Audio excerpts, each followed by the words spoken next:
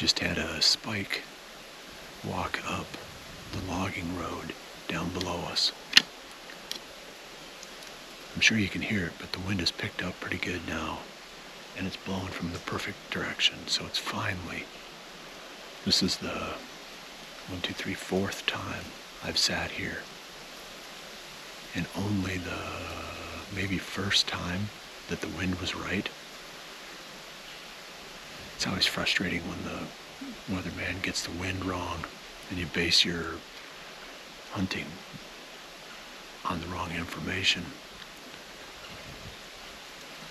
I'm going to take a couple minutes right now and recap yesterday's hunt. Carsen and I came up in here after, well, we didn't wait for the rain to quit. We talked about it, but then the way that the radar looked, we were going to have rain right up until about an hour before the end of legal shooting time. So we put rain gear on and came up in here in the rain and got set. And when the rain quit, we expected maybe there'd be some movement, but it was just, the air was just so heavy. It was foggy, kind of a little bit warm and muggy feeling, and the wind was not cooperating.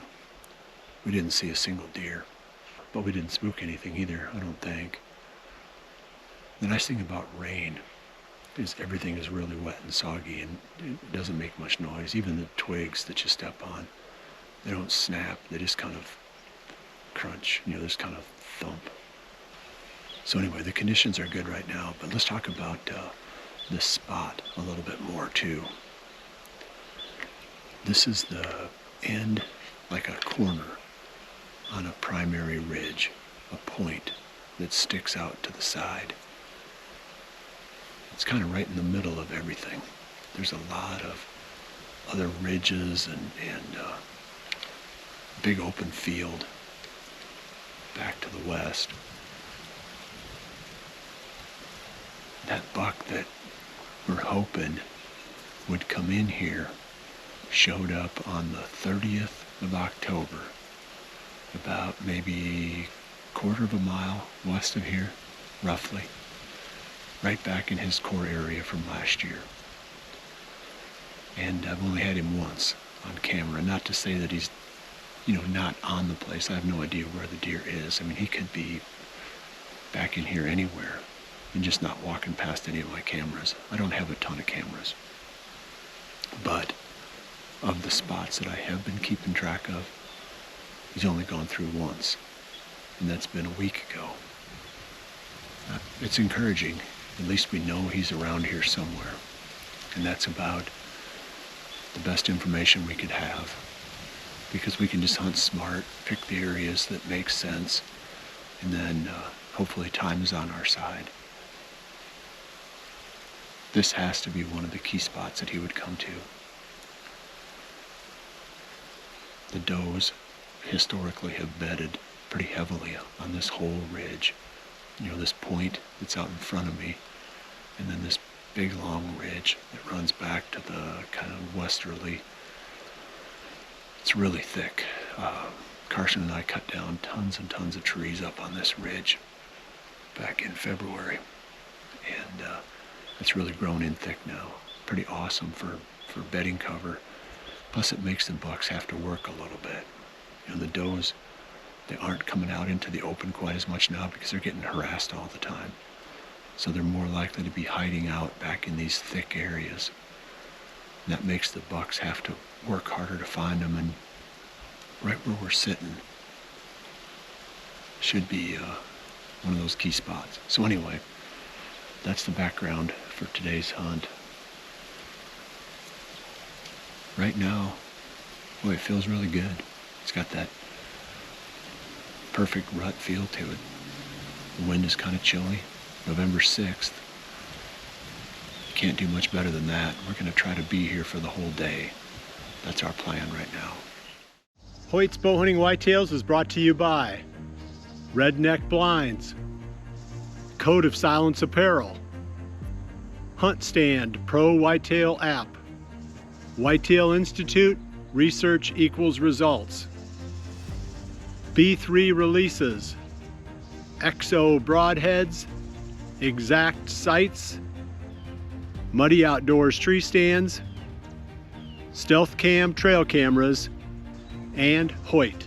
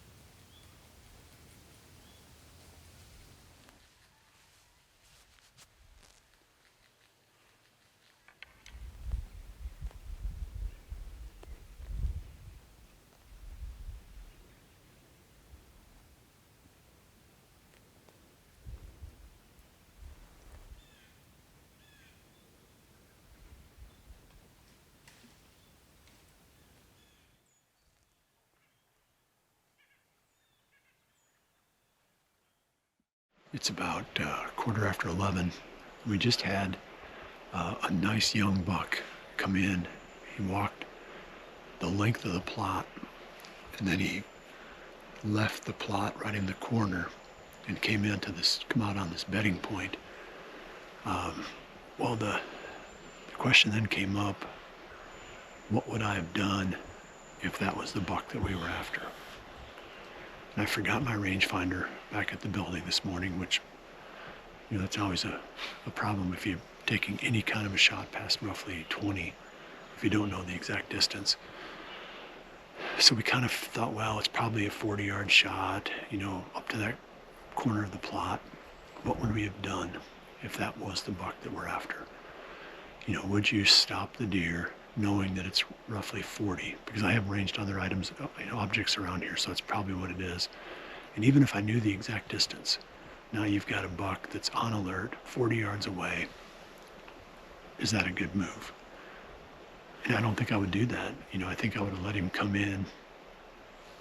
Well, that's what I was going to do. I mean, I'd already thought about it, already made the plan.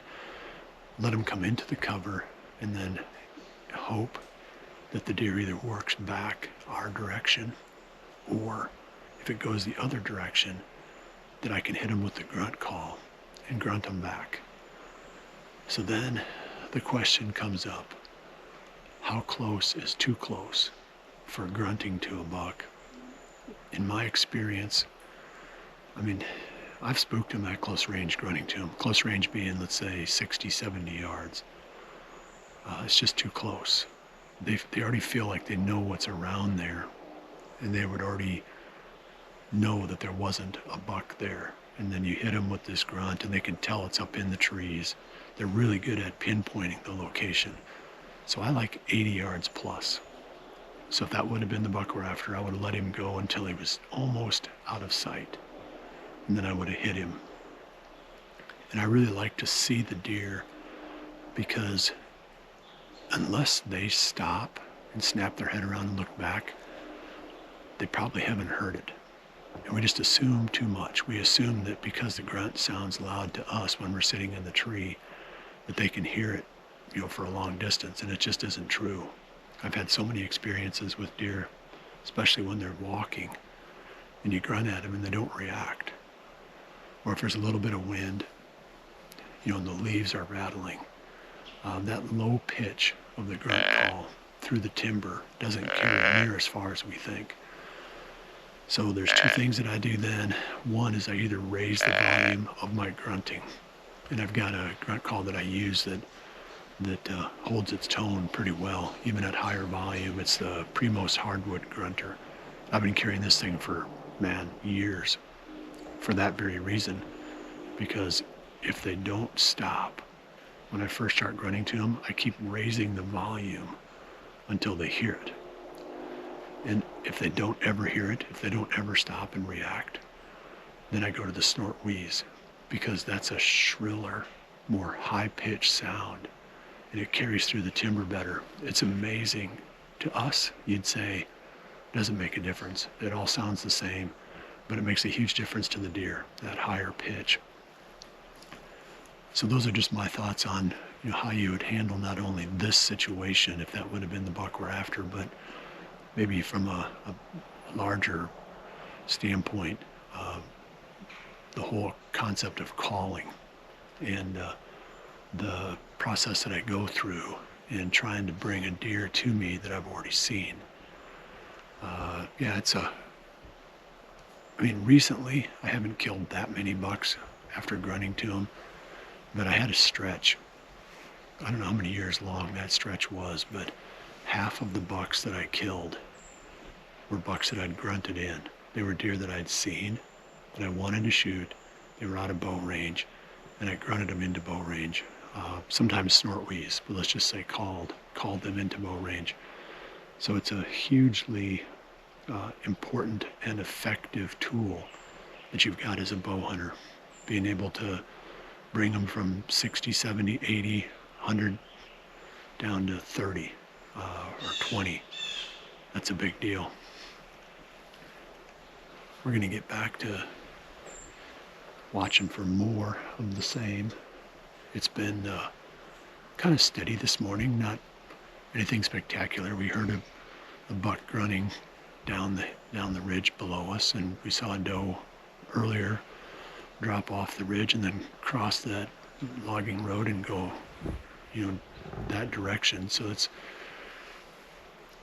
we had the button buck, another buck, a small spike this morning. So it's been decent action. Nothing, like I said, nothing spectacular, but at least we're seeing deer, and we're going to stick with this until the end of the day's legal hunting. It's a little bit after 12. I want to do another update. Whatever was down in the valley below us grunting earlier is still down there. We've heard 2 more grunts, and it sounds like a buck that's holding the doe, like more prolonged type grunts, like or the last one was probably about 5 or 6 seconds long, just a continual, drawn out grunt. In my experience, they do that when they've got does holed up. So we might get lucky and see them come up this direction this evening.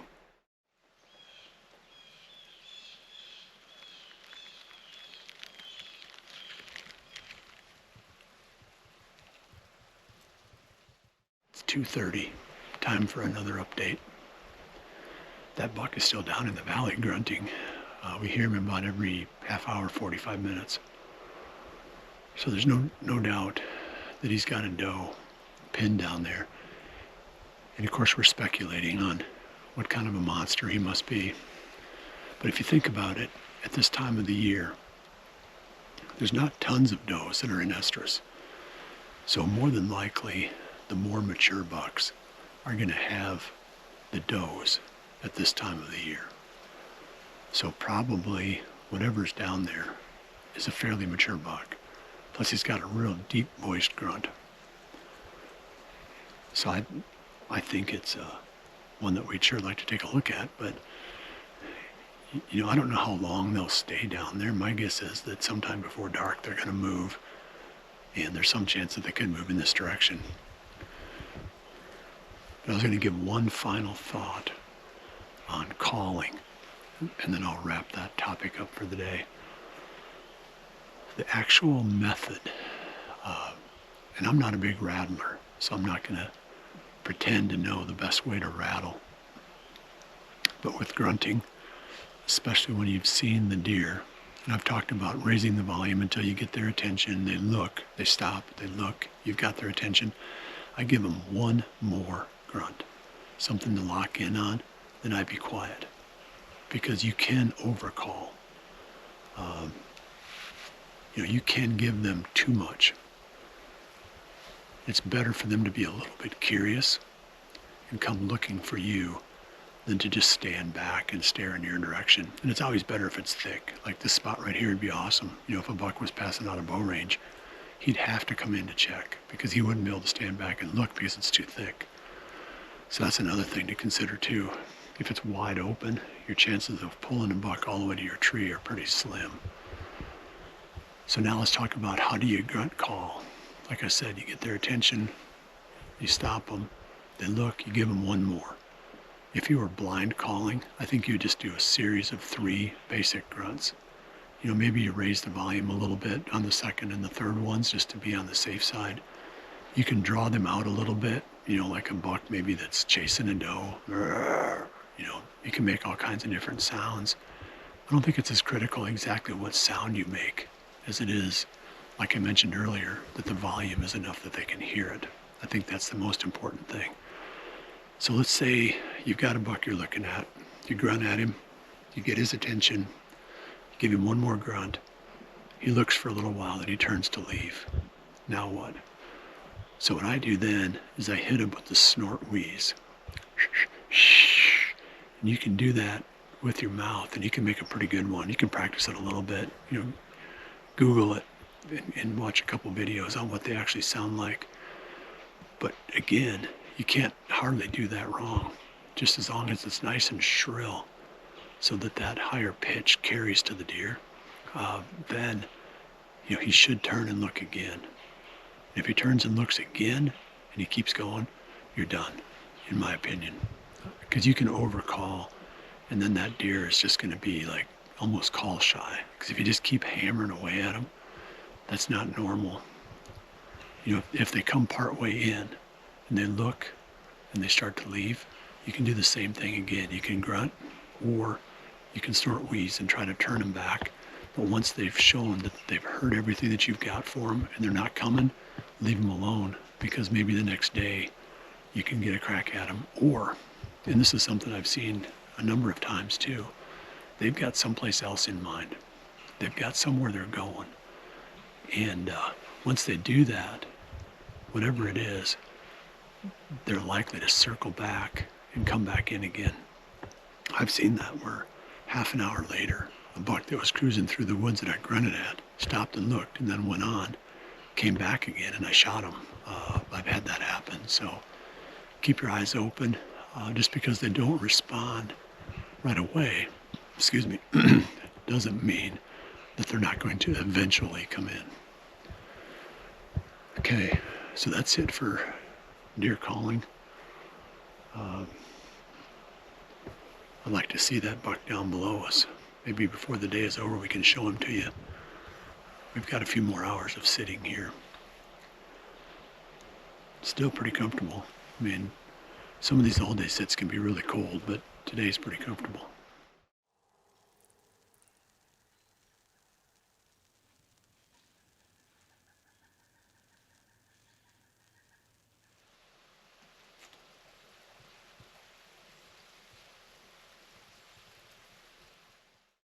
We're down to our last half hour, and we finally got a chance to see that buck that was down in the valley, grunting the whole time.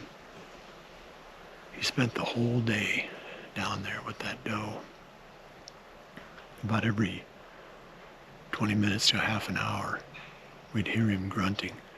Finally, Carsen said, "Here comes that doe." And I didn't know where he was talking about. I was in a panic. I thought for sure that something was coming behind me. But then I looked, and there he was, right below us, following that doe up out of that valley. Finally now the weather is starting to straighten out. I can see the sun hitting the ridge on the other side of the valley. It's been some, 4 or 5 really gloomy, rainy, low pressure kind of days. I think tomorrow is supposed to be more standard, early November. You know, more of a high pressure kind of day. Colder in the morning, sunny. Should be beautiful. November 7th is one of my favorite, if not my favorite days of the season. So assuming the weather sticks with the forecast, we'll be right back in this spot again. I think this is the best, right now, it's the best spot that I know of for catching up with that Jordan buck. And he's around here somewhere. We know that. We don't know where. Got no idea where that deer is, but we know he's around here somewhere, and that's good enough. Well, I'm going to break off right here. If anything else comes out, we'll show it to you at the end of the episode. Otherwise, plan on coming back again Check us out again tomorrow for the next episode of Hoyt's Bowhunting Whitetails. And remember to always dream big.